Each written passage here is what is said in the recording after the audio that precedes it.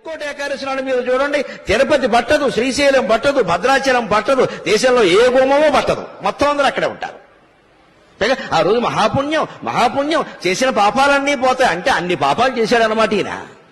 అసలు ముందు వీడు పాపాత్ముడి కింద గమనించాలి. ముక్కోటి ఏకాదశి నాడు పని కట్టుకుని గుళ్ళో గెడుతున్నాడంటే ఇంత పాపాత్ముడు ఇంకొకడు లేడు. పాపం చేయని వాడు వెళ్లాల్సిన పనిలా, వాడు ఇంట్లో వాడు ఉంటాడు ఖచ్చితంగా. నేను ఏ పుణ్యక్షేత్రానికి,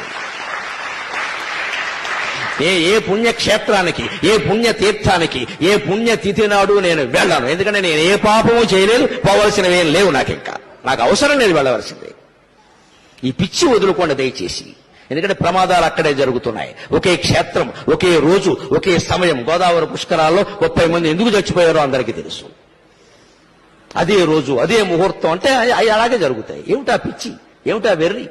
ముక్కోటి ఏకాదశి నాడు పెడతారా? మన్నాడు వెళ్ళండమ్మా, 3 రోజులు అయ్యాక వెళ్ళండమ్మా. విష్ణుమూర్తి ఏమైనా కోప్పడతాడా? ఉత్తర ద్వారం నుంచే వెళ్ళాలి, తలుపులు బద్దలైపోవాలి. బాగా మనస్సు నిండా బుర్ర మడ్డి పెట్టేసుకుని మనస్సు నిండాను ఆ రోజే చూడాలి, అలాగే వెళ్ళాలి, ఏమైనా సరే వెళ్ళాలంటే ప్రమాదాలే జరుగుతాయి.